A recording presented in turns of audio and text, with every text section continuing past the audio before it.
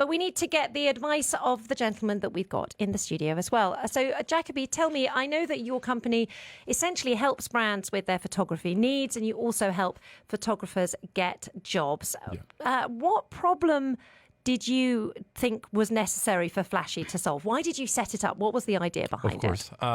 So many companies, and we are a B2B company, we cater enterprises, marketplaces, different types of businesses. And the tools they have available today to acquire visual assets, so imagery at scale, have not changed much in the last 10 years, meaning they have to rely on very offline processes and also very offline agencies, for example. And they spend a lot of time operationally having to deal with these third parties, with these suppliers. And so what we do is we help them streamline and scale these operations on how they can acquire assets at scale and across different locations. Smart. Photography is always a problem, to be honest with you. It's a challenge. There's good photographers, there's bad photographers, but as you correctly said, today everything's depicted with photography. Everything's online, everything's digital. Restaurants have these professional photographers coming in, showing these dishes looking like, you're salivating over them. Then you get the dish, it's not always the same picture. But I mean, it's really, really important.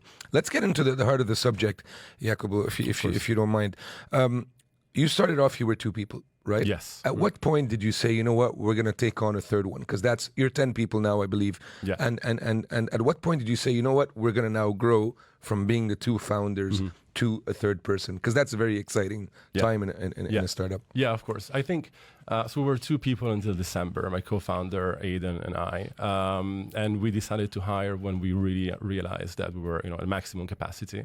And I think that's very important also later stage when you hire a team and you keep growing a team, that you have to make sure that you remain very lean. And you're at max capacity with the team. And of course, then, when you drill down into the detail, then you have to prioritize what kind of profiles are you looking for based on, the company's priority in the, not just the short term, but the medium, long term. And then you drill down into the profiles who you have to hire. Our first hire, for example, was a head of commercial, so sales, because Aidan The also important sales. Sorry? I said the also important sales guy. He brings in the money. Yeah, of course. I mean, we're trying to be as lean as possible, and we are 10 people now. That's something that, of course, we're planning to grow further as we continue the year, towards the end of the year. However, we do, for us, it's very important to remain lean, and there is a direct correlation between, every employee we have and the results and the success of the company, which is very important. Jacopo, let me ask you a question that every entrepreneur goes through. Yeah. What was your biggest fear when you hired that first full-time person? Because there is a fear. Are we going to be able to pay that Yeah. person for more than a few months? And I did tell that person after a few months he was in, we didn't even know how long we could.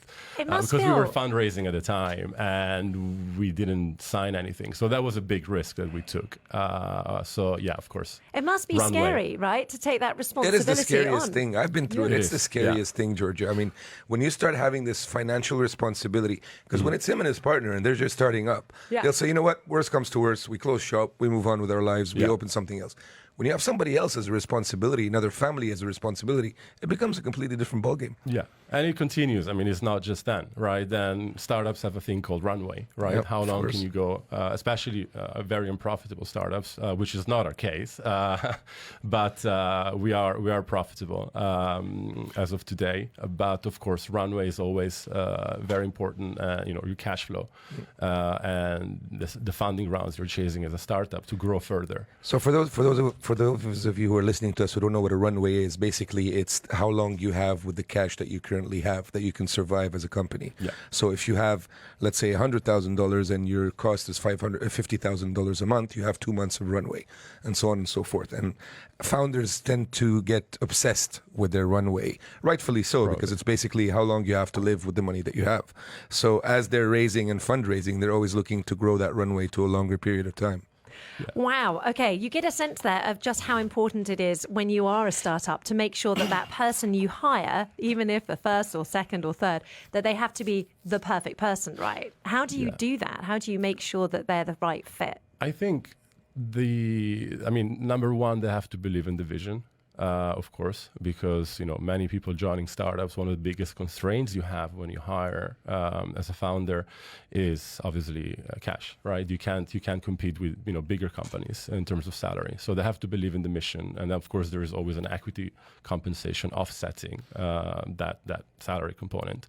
But also you have to sort of hire people, or like to hire people that can be, for example, a C-level or C-suite, or become someone very senior within 2-5 years term, and grow into that role, rather than hire someone that perhaps has who's very senior and you can't afford. So you have to look towards the long-term value and how people can grow in your company, and of course very executional as well. So people who can wear different hats, execute. I think it's very important because it's continuously every day is a challenge. I agree with you. There's two types of people. There's the people that you want to get on to help, and you want to try to get them for as cheap as possible in order to keep your runway as long as possible. In that case, you might give them some equity or something like that to get them to buy into the idea of working for cheaper, but being really involved. And then you got the more experienced people, which actually really add value to your business in terms of experience, in terms of strategy, in terms of all these things. And these are the ones that are really key to get through equity, because you certainly can't afford to pay them what they're being paid at the bigger companies. Yeah. But through equity, you can get them to join and then say, okay, well, this is more for the long term. I'm looking at the long-term exit or something like that. But it is important to get both these types of people on board if you want to grow as a company. Now, one way in which you sort of expanded the scope of the company is that you have more than 1,000 photographers in your freelance pool. How does that sort of balance work for you? Does that mean you've managed to basically expand much faster than you might have, or was it always in your business model? It was always in our business model. So essentially, we do rely on the supply side. The photographers are the ones who create the content for us, for our clients. And then we internally in-house, we do all the post-production. So we have our own technology to scale and have consistency for our clients as well. So clients don't have to rely on different third parties. Would it be fair to say you're the Uber of photography? Or I don't like that term. I know I you hate don't. that term. I think the we're Airbnb of photography, even worse. Even worse. Perhaps. I never But tried that. Have you been told the Uber of photography many times? I've been asked a few times. We're not really the Uber of. We're more of a SaaS company with a human component, which is actual photographers that we. So vet. SaaS is, sorry to interrupt. SaaS is software as a service for those who don't know what that is. No, it's good. This is why we have George in the studio. It's this wonderful balance between the sort of the knowledge and the terminology and the reality. Yeah. We got one last question with you, Jacopo. Tell me, at the moment, we've got more than half of companies in the UAE budgeting for salaries to rise this year. These are obviously big companies. I mean, they surveyed, for example, the Prime Minister's office here. Of course. Is that something that you think you'll be looking to do? You're looking at inflation. It's around 4% here in the UAE. Do you think you'll be needing to budget? And as a startup, is it possible to raise salaries in line with inflation? Well, I think as a startup, there is as I said earlier, there is a very direct correlation between how the startup is performing and then what can you budget when it comes to salary raise.